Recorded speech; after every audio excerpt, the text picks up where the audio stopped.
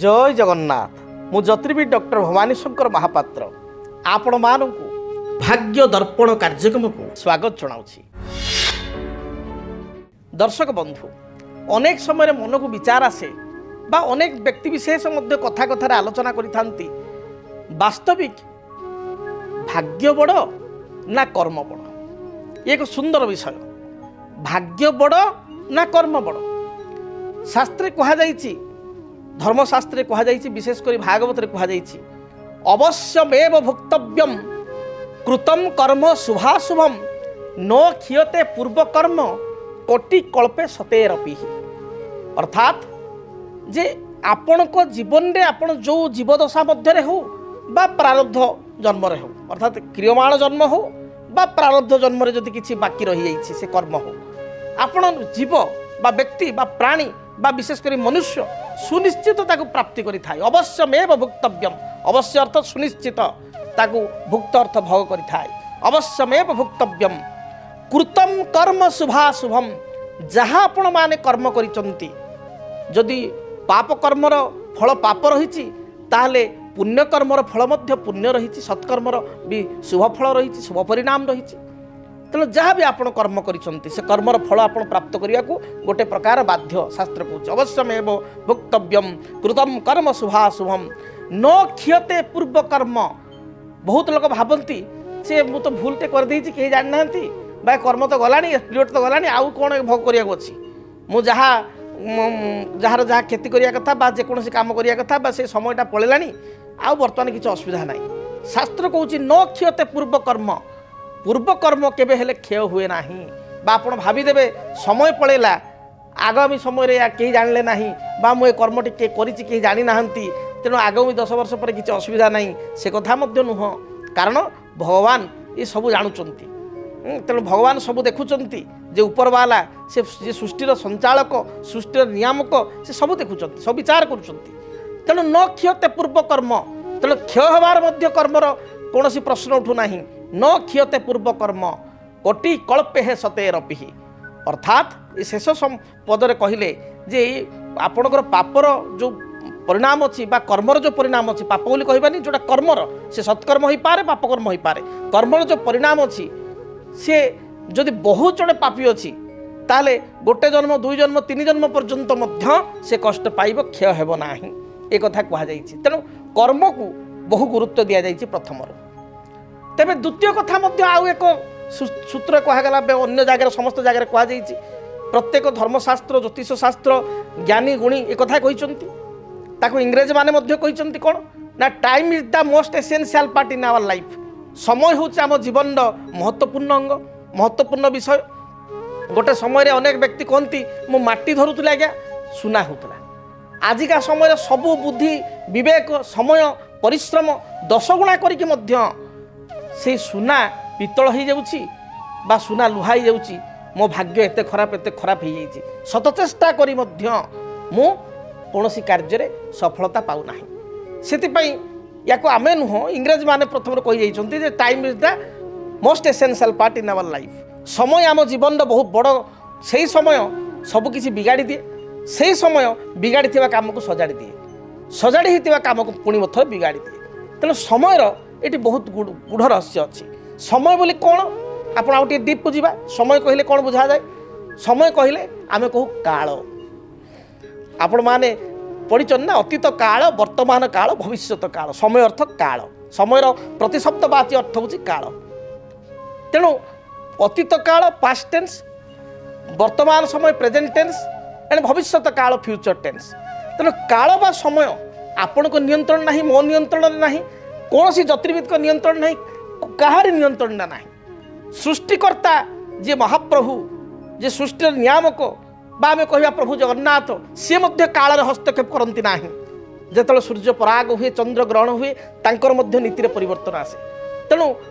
कालर बले जगत काल को के अच्छी समर्थ ये तो गोटे विषय। तेणु प्रारब्ध कर्म केबे खंडन हबार कथा ना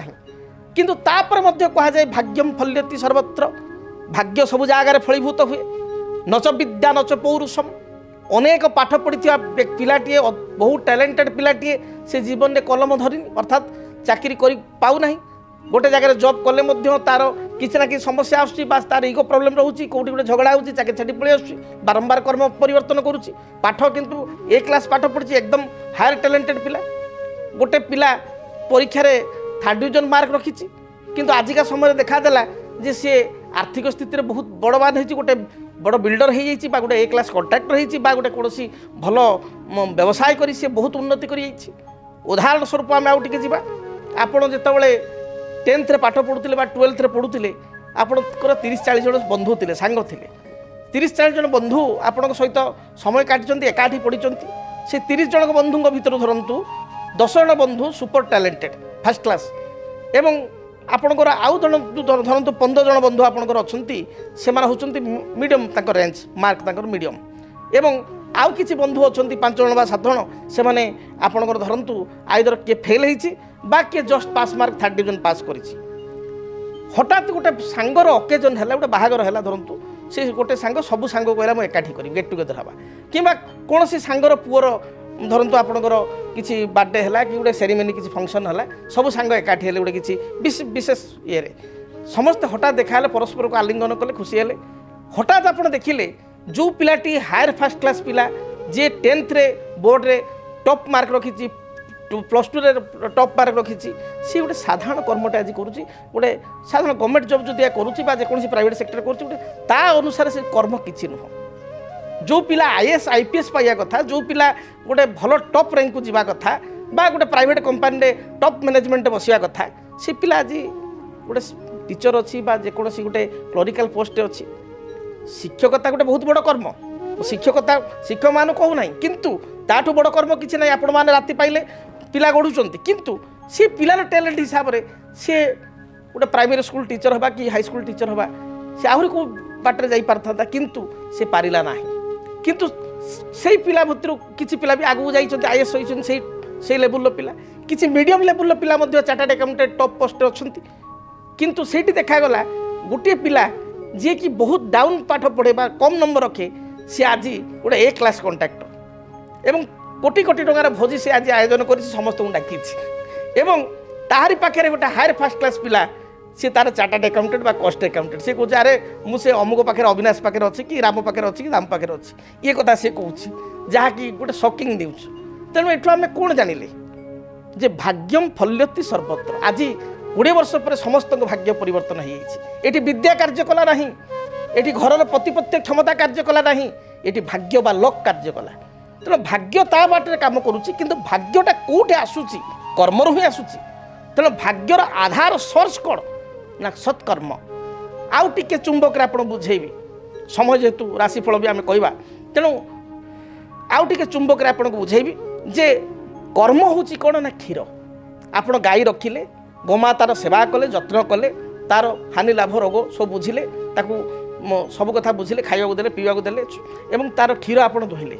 ये जो गाई रखा कर्म करवा क्षीर दुहिबा ये क्षीर पर्यंत जो जिनस आसला ये हूँ कर्म से क्षीर आपण दहीर परिणत है दही आपण लवणी बाहर कले लवणी को आपण उत्ताप दे घी कले से घी हूँ भाग्य शास्त्र कहला दुग्धेन वर्धते तनु क्षीर द्वारा शरीर हुष्टपुष्ट होता व्यक्ति विशेष पुष्टता आसी था शरीर को पुष्टता क्षीर ठार आसता है तेणु दुग्धेन वर्धते तनु घृतेन वर्धते वीर्य घृत द्वारा वीर्यवान जन होता तेणु आपणकर 10 लिटर धरतु आप क्षीर में आप 1 लिटर 700 ग्राम 750 ग्राम 800 ग्राम आप घी पाइले तेणु कर्म अनेक किंतु कर्मर जो फल क्रियमाण हो बर्तमान कर्म को चाहिए बहुत कर्म को मिसिकी रेजल्टा तैयारी हुए तेणु भाग्य हूँ घृत सदृश गोटे चामुचे घीरे जो भाव में 5 गिलास क्षीर 10 गिलास क्षीर शक्ति रही तेणु भाग्यटा कम भाग्य देखा जाए अदृश्य किंतु कर्म आपण हाथ में अच्छी तेणु शेष में कहि कर्म एवं भाग्य ये गोटे मुद्रार 2 पार्श्व कर्म आम ठीक करवा दरकार जदि कर्म सठिक अच्छी ठीक अच्छी आम कर्म ठीक करुचु अनेक सत्कर्म परे मध्य भल कर्म करी मध्य परिश्रम करी मध्य जेतेबेले फल आमे पाउना सेतेबेले ग्रहाधीन जगत सर्वे ग्रहाधीन देवता आमे देवता ग्रह द्विज ब्राह्मण एमान शरण को जाऊँ ପାଖକୁ ଯାଉଛୁ ନିକଟକୁ ଯାଉଛୁ ବା ଜ୍ୟୋତିର୍ବିଦଙ୍କ ନିକଟକୁ ଯାଉଛୁ ଏବଂ ଜାତକ ଆଲୋଚନା କରି ସେଇ ଗ୍ରହଙ୍କର ଯେଉଁ ସଠିକ୍ ବିଧାନ ଆମେ କର୍ତ୍ତବ୍ୟ କରିବା। ବିନା କର୍ତ୍ତବ୍ୟରେ କେବଳ ବିଧାନ କରିଦେଲେ କେବେ କିଛି ହେଇନାହିଁ। କର୍ତ୍ତବ୍ୟ କରିବା ତାପରେ କିଛି ଗ୍ରହଙ୍କର ଉପଚାର କରିବା, ଦେଖିବେ ନିଶ୍ଚୟ ଆପଣ ଶୁଭ ଫଳ ପ୍ରାପ୍ତି କରିବେ। जदि आपणक जीवन रे व्यक्तिगत पारिवारिक समस्या, कर्मक्षेत्र नियुक्ति, वैवाहिक समस्या, वास्तुदोष एवं माली मकदमा आदि समस्या थाए ताहेले समस्यार समाधान और परामर्श पाई आमकु जोगाजोग करंतु। ज्योतिर्विद doctor Bhavani Shankar Mahapatra, Budheswari colony, plot number 26, Bhubaneswar. Phone number 9776833302 9439444924। आमर वेबसाइट www.srijagannathastro.com। DTV ओडिया देखिवा पई सब्सक्राइब करंतु एवं बेल आइकन को मध्य दबाई दियंतु।